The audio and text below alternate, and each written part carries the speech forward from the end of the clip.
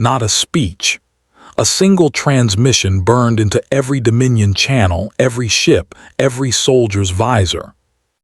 You laughed at our grief. Now you will drown in our rage. The retaliation had begun. Human fleets emerged like ghosts from the dark, their hulls matte black, their signatures masked. They did not fight for territory. They did not bother with prisoners. Every strike was surgical, merciless, and absolute. Orbital defenses fell in minutes.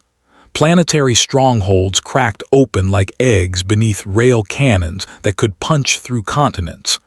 Entire Dominion armadas were erased in the span of a single hour. And the galaxy watched horrified. For where other empires fought wars with measured strikes and negotiated truces, humanity unleashed something different, something ancient, something primal. It was not just war, it was wrath incarnate. Fire that blotted out suns. The climax came when the Dominion's Grand Armada, 3,000 ships strong, assembled to strike back. They were confident, drunk on their old victories, certain that numbers alone would crush this human retaliation. They gathered near the red giant star of Xerion. It was meant to be a show of dominance, a gathering storm meant to frighten Earth into retreat. Instead, it became their grave. From the void, human dreadnoughts arrived, not in hundreds, in thousands. Warships the size of cities, carriers vomiting forth squadrons of fighters that filled the dark like a swarm of steel locusts. The humans moved with silence. No taunts, no warnings, just fire. Rail slugs screamed through the void, ripping Dominion capital ships into halves. Missile swarms detonated with the force of miniature suns, burning fleets into drifting skeletons. Shock troopers, clad in exo armor that turned them into walking artillery, boarded Dominion flagships and left nothing alive. The red giant star was blotted out. For hours, its light could not pierce the storm of fire and steel unleashed by Earth. When it was over, the Grand Armada was gone, not defeated, erased. And the galaxy understood. This was no mere retaliation. This was annihilation. Ashes and silence. The Dominion fell in weeks. Worlds burned. Thrones shattered. Entire bloodlines ended in silence. Humanity did not pause, did not falter, until the same halls where Dominion governors had once feasted on the images of human grief now echoed with their own screams. And then, as suddenly as it began, the storm ended. The fleets withdrew. The soldiers vanished. Humanity offered no words of victory, no banners of conquest. They left only silence. The galaxy whispered in terror. What kind of species unleashed such fury and then simply walked away? What kind of people answered grief with such boundless rage, yet took no empire, no crown, no spoils? One phrase spread across the stars, carved into memory by every survivor. Never provoke Earth again. For the galaxy had learned that humanity's patience was vast, but when that patience ended, their vengeance was infinite. The Velar Dominion had always viewed humanity as an amusing footnote in the chronicles of galactic expansion. To them, Earth was a world of sentimental beings, too bound by their strange notions of family, memory, and mourning. Where the Dominion prided itself on conquest, humanity clung to grief like a chain. So when the Velar warships descended on the Terran colony of Kepler-62F, they didn't strike for resources nor strategy. They struck for theater. The skies boiled red as the Dominion's plasma bombardments fell upon cities that had no defenses. Towers of glass and steel crumbled, oceans ignited, and millions of voices screamed into silence. On the Velar flagship, commanders laughed as human distress calls echoed across the void, raw with pain, desperation, and the helplessness of parents holding children in firestorms. Such fragile things, hissed Archwarlord Karvek, leaning back in his throne of black steel. They drown themselves in sorrow. They do not understand strength. Let them weep, it makes their destruction all the sweeter. They destroyed every beacon, every hospital ship, every shuttle that tried to flee.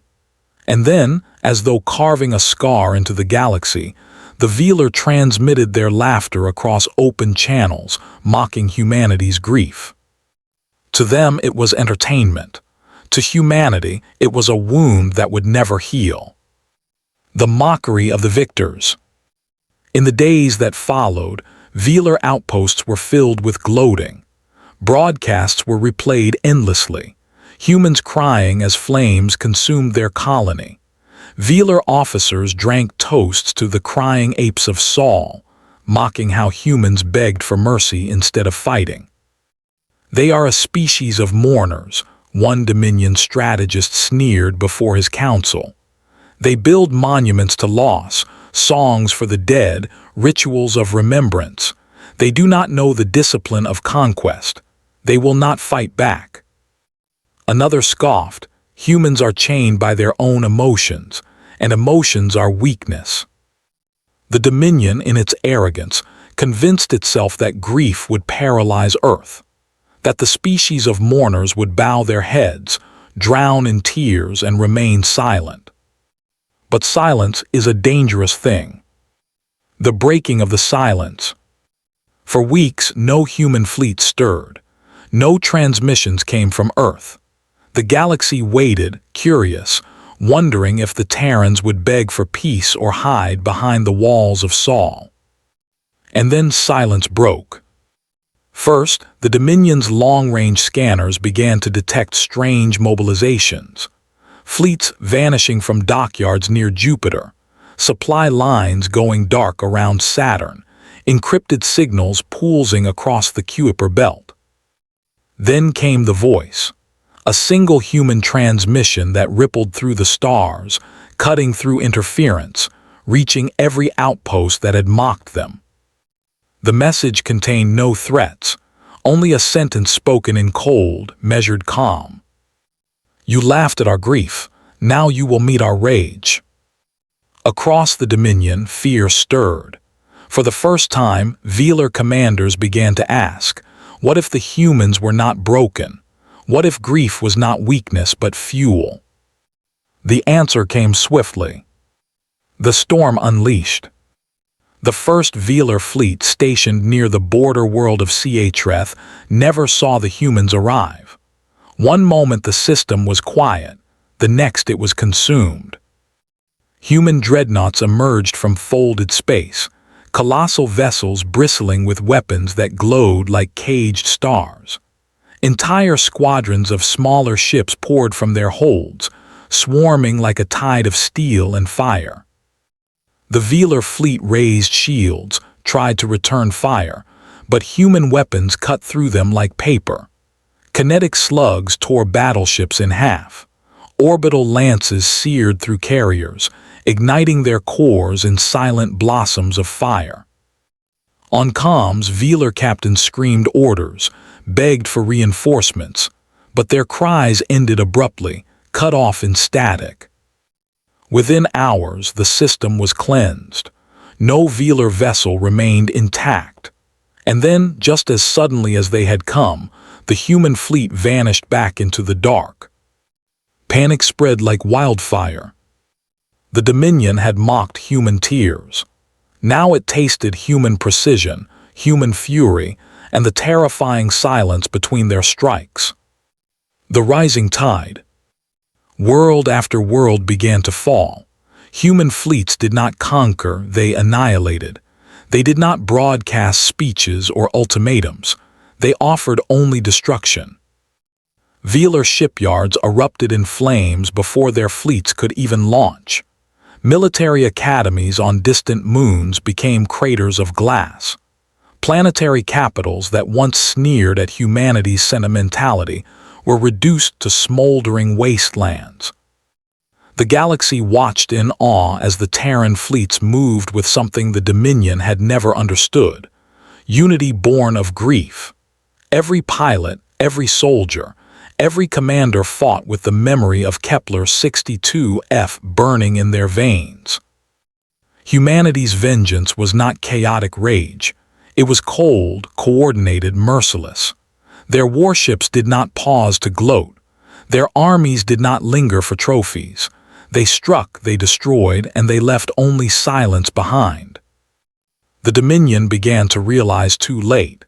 Grief had not broken humanity. It had forged them into something unstoppable. Retribution without mercy. The decisive blow came at the Dominion's heartworld, Velara Prime. The Velar gathered every remaining fleet, every weapon, every soldier. Billions of eyes turned to their skis, watching as humanity descended. It began with the blotting of suns. Terran dreadnoughts emerged in such numbers that they eclipsed the light of their own star. Shadows stretched across cities as fleets stacked upon fleets, layer upon layer, until the skis themselves seemed to collapse. Then the bombardment began. It was not wild. It was not reckless. It was surgical. Human weapons cut apart orbital stations, severed planetary shields, and crippled the Velar defense grid with terrifying efficiency. Ground armies followed, descending in firestorms, armored divisions landing like thunder across continents. The Velar fought, they bled, they screamed, but it was like trying to stop an ocean with bare hands. As the battle raged, Terran fleets unleashed their final judgment. Kinetic strikes so powerful they split mountains, orbital lances that carved oceans into steam. Velara Prime, jewel of the Dominion, was burned into a husk. And still no human voice declared victory, no commander boasted, only silence followed the fire. The ashes of arrogance. When the fires dimmed, the Velar Dominion no longer existed. Worlds that once laughed at human grief were now graves of their own making. Fleets once swollen with pride were reduced to drifting wreckage.